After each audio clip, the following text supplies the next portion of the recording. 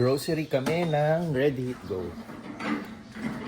Mayroon tayong kasama, si Risa.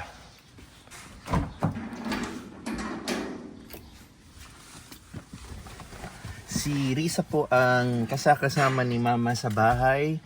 Pero since wala si Mama dito at nasa Amerika, kinupkup muna natin si Risa. Dito muna siya para tumulong, no? And saktong-sakto yung timing dahil si Ate Teta nagbakasyon din siya sa Leyte. Si Risa yung magiging replacement muna ni Ate Teta habang nasa bakasyon. So ang gagawin natin ngayon is mag-grocery tayo sa Ready Hit Go. And dali ba? Mag-grocery tayo sa Ready Hit Go dahil tomorrow is luto day ni Chef Ed. Isasama ko si Risa para maturuan ko rin siya kung paano yung grocery namin sa Ready Hit Go. And mag-grocery rin kami para sa bahay. Bibili ko siya ng mga kape niya, snacks niya dito sa bahay habang nakastay siya. Asikasuhin muna natin yung mga dapat asikasuhin.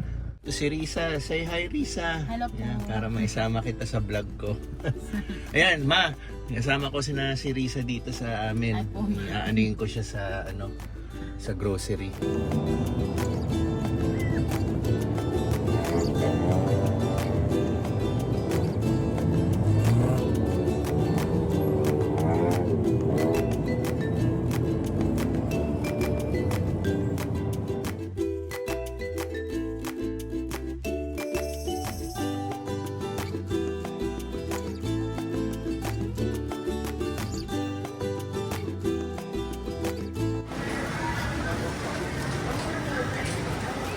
Kuha kang cart, dalawa.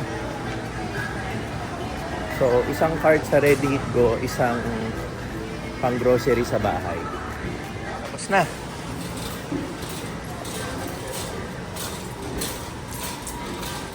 Next up, deliver tayo itlog.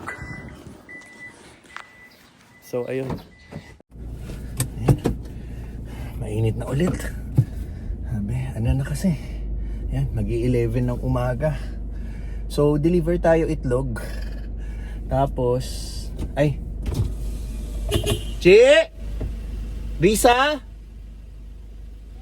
Sara mo na lang yung gate, Paki. Yan, sara mo na lang yung gate. Thank you. Okay. Yung binili kasi naming items sa Save More, parang na double punch yun. Hindi namin napansin. Ano ba? On my end, hindi ko naman chinek yung resibo, hindi ako nag-check. Pag uwi, napansin ko sa resibo, may double item na na-punch. Bumalik pa ako ng Save More para i-clarify sa kanya. And then, inano naman nila. Inayos naman nila yung tamang adjustment. And, okay na.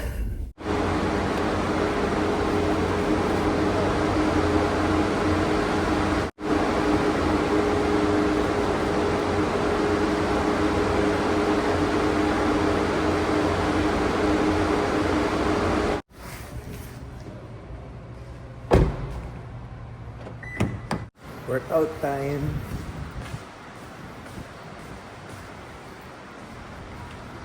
Okay, so finish na tayo sa ating Ready Hit Go grocery and pag-deliver ng eggs. Workout time na tayo. Yung last vlog ko, pinakita ko yung workout routine ko para magka-idea kayo nung ginagawa ko sa gym, no? So for today, yun pa rin ang gagawin natin. Depende lang yung pag nag-legs ako na exercise. Minsan sa ibang araw, pinapalitan ko lang siya ng back exercise. So yung mga ibang equipments, kinagamit din natin. Pero most of the time, yung napanood yung vlog last time, yun yung nagiging natin, workout talaga. So at least nagka-idea kayo, pinakita ko rin sa vlog na ganun ang ginagawa natin. So ayun, dito tayo sa South Mall. Tanghaling tapat. Mas masarap sa gym ngayon dahil aircon. At the same time, yun, exercise tayo.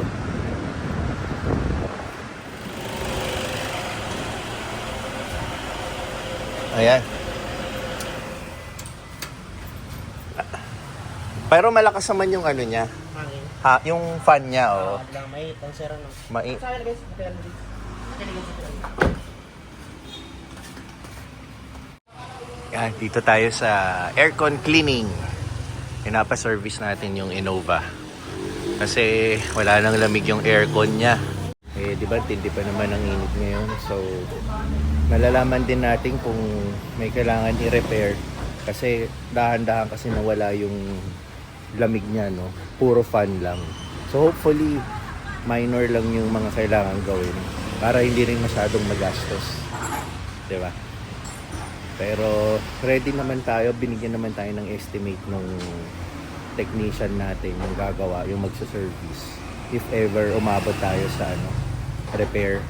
So binigyan rin naman tayo magandang presyo kung sakali.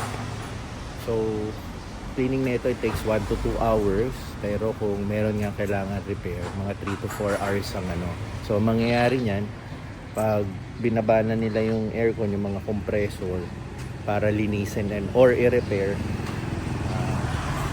uwi muna tayo kasi 3 to 4 hours, no? So gagawin niya na lang yun, tapos kukontakin tayo pag natapos na. Okay na yung Innova. Kanina pa natin nakuha. Bali, dito lang namin pinaparada sa labas para kasi si Kuya Cesar every morning, yung driver po ng mother-in-law ko, ito yung madalas niyang service. Every morning, aalis na lang siya. Kukunin niya na lang yung susi and then alis na. So, ito yung harapan namin. Papansin niya puro mga halaman at ang lalago na rin, no? Pero sa ilalim niyan, dyan nakalibing yung mga naging pets namin. Yan. So, isa sa pets na nakalibing dito is yung mga pusa namin. Pusa ni na mama at ni Utol, Utol na lalaki, and aso namin. Yung aso namin ang pinaka-latest dito, banda naming side na nailibing yan. Tapos yung COVID time, may namatay din kaming aso. Dito din namin nilibing sa side dito. Yan. So, pet cemetery to. Lahat ng aming mga pinakamamahal, yan, na mga alaga. Sobrang na-attach kami, sobrang nalungkot kami. Yan. Ito, hindi ko alam to Sabi ni Richie, mga nagagamit nila to sa pagluluto. Tatanong ko nga ulit sa kanya kung Kasi yung isang araw sabi ko, tanggalin mo nga yan kasi kumakapit na sa mga bintana at salamin. Sabi ni Richie, mapapakinabangan pa daw yan. So, ayun lang. Shinare ko lang. Back to bahay tayo. Nagpahangin lang tayo sa labas kasi super init talaga, no? And, mabilis lang yung vlog natin for today. Maiksi lang. Kasi, next week, yun na yung start ng aming vacation trip with family, no? Diba last time nag-Singapore tayo mag-isa. Personal trip yun. Sinubukan natin mag-isa mag-travel alone ng pasyal. Successful naman tayo. This time, back to family naman. Kaming tatlo ni Tins at ni Pixar. Mag-out of the country kami. And secret muna again kung anong bansa. So sa mga susunod na vlog, baka ma-reveal natin kung ano yung pupuntahan natin. Ayun, mas maraming vlog yun. Mas matagal. So, again, for today, yun lang muna yung vlog natin. So, bago kami umalis, marami pa rin akong aasikasuhin kasi ayaw ko naman nasa trip kami, no? Marami kang iniintindi dito sa Pilipinas. So, as much as possible, pinaplansya ko na yung mga ibang gawain para smooth naman yung magiging bakasyon namin, no? Kung meron man onting kailangan gawin dito sa Pilipinas habang nasa abroad kami, at least, diba, bawas naman, no? Hindi ganun ka-big deal or marami. So, kaya puspusan tayong inaasikaso habang wala tayo dito sa Pilipinas. Mga ilang linggo lang naman kaming mawawala. And then, back to Pinas and back to work.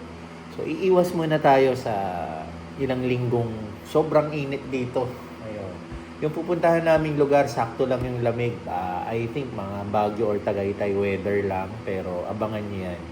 Super magiging maganda yung mga vlogs ko dyan. And yun. Baka nga tingin ko mukhang araw-araw ako magpo-post niyan. Dahil syempre kailangan tayong magtira ng memory natin dito sa phone, no? Whenever nagka-capture tayo ng videos para sa vlogs natin. So, ayun. See you sa susunod na vlog. Maraming salamat sa panonood. Adios.